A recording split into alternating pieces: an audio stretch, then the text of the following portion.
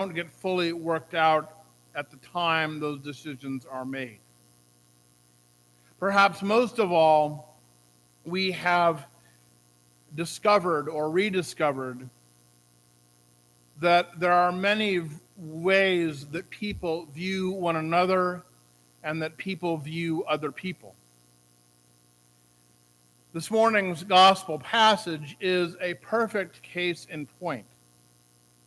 I don't know if I know of any more graphic account of a tragedy or of violence in the New Testament or in even the Gospels.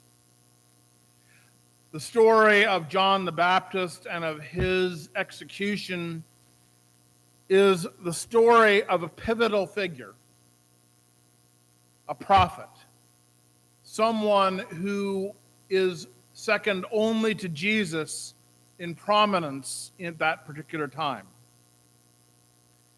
John is renowned throughout the region for speaking God's truth to God's people. That pivotal figure ends up being jailed but not killed by Herod. And it's an interesting thing, Herod's relationship to John. On the one hand, John is telling Herod something Herod does not want to hear, that his relationship with his wife is illegitimate, is not lawful. And yet John's speech is so compelling that Herod continues to want to hear more, continues to want to hear from John. It says that, yes, John was in prison, but one gets the sense that John was regularly trotted out of prison, brought up to the throne room, and allowed to say his piece, and then stuffed back into the prison cell. It's a complicated relationship. Fast forward to the day that is recounted in the gospel passage, and it sees Herod as celebrating his birthday, and his daughter is dancing, and we don't have specifics of the dance, but I would suggest that it's probably not the most appropriate dance in the world. And I would suggest that it was also probably done in the course of a fairly inebriated set of courtiers. Just let your imagination run a little bit with that. And so Herod probably, as far as we can tell, he's been celebrating for a while. Herod, probably drunk, or at least somewhat in an altered state of mood, enjoys this dance and says, "I will give you anything you ask for, even half of my kingdom." And the girl can't figure out what to ask for. So goes to her mother, goes to the illegitimate wife of Herod and says, "What shall I ask for?" And she says, "The head of John the Baptist." And then she, it says, rushes back and spills out this request. Now, I don't know about you, but if the king of a country offered me anything that I wanted at all, the head of John the Baptist or of anyone would not even have made my top 10. Wealth, prestige, a new house, all kinds of possibilities present themselves. But the head of someone is not one of them. And yet, she rushes back, says this to Herod. And Herod is now in a difficult position because Herod has rashly promised anything that this child, and she certainly likely was a child, anything this child wants. And he's done so in front of his courtiers. And so he feels like he's stuck.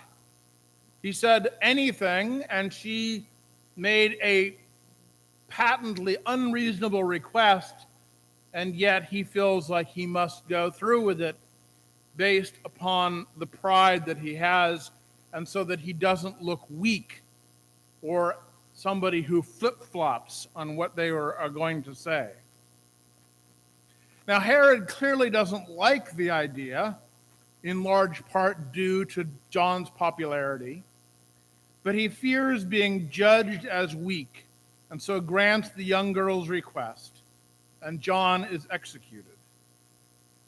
One of the greatest biblical figures executed because of the malice of a woman, the whim of a young girl, and the pride of a weak king, probably in less than a couple of hours.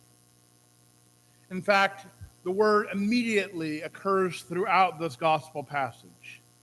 So, poof, in one afternoon, John the Baptist is dead. And the reason this whole story could play out the way it did is because Herod, like many of that time, viewed people as disposable, viewed people as means to an end. And so if John had to be sacrificed in order to keep his power and his control over those people around him, then that's just the way it had to be. In sharp contrast to the view of people as disposable, St. Paul recounts a whole different view of people in his letter to the Ephesians. Paul recounts in his long paragraph a sharply contrasted view of human beings. Paul talks about God's people as God's children, God's beloved. Words Paul uses are words like blessing, love, grace, riches, lavished, pleasure, salvation, redemption. St. Paul is expressing in one long, complicated, and breathlessly amazed paragraph the reality that Christ's birth, life, death, and resurrection enabled his hearers then and now, enables us to become God's children, and, as we say at every baptism, to be sealed by the Holy Spirit as Christ's own forever. Paul is so excited about this that he, in some ways, rambles on over and over and over again. Isn't this amazing? Isn't this astonishing? Able to be the children of the Creator of the universe. And we believe that even those who have not accepted God's gift of grace through Christ are nevertheless loved by God and made in God's image. You are, I am, we all are. And so we have two views of human beings. One as human beings being disposable, being incidental to a larger purpose, God.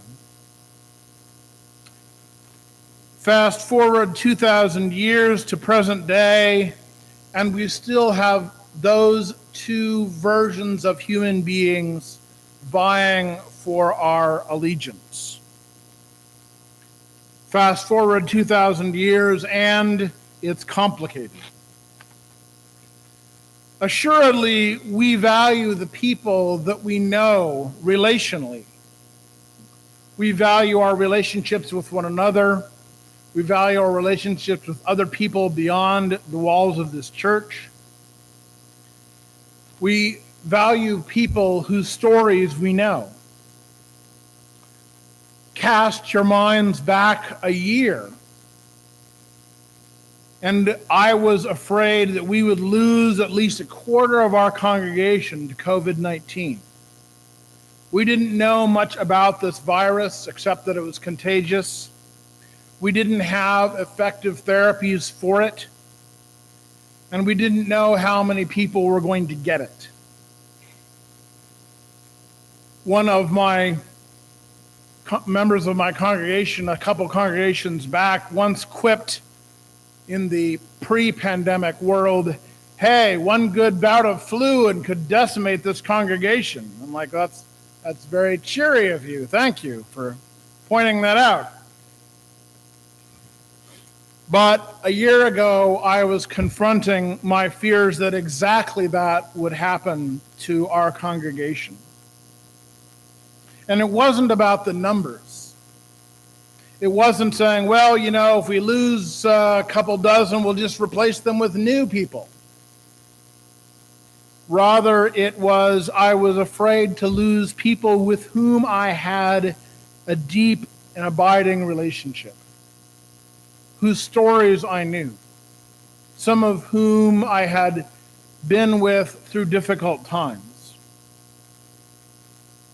I, and perhaps you, were afraid that we would lose people whom we loved and cared for.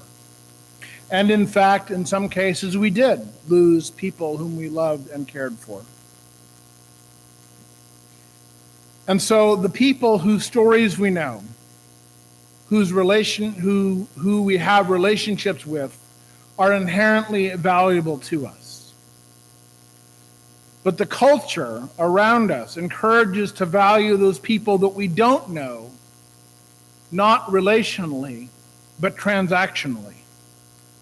In other words, to value them for what they can do for us or society. Our culture reinforces the idea that people are valuable for what they can do rather than for who they are. And you don't have to look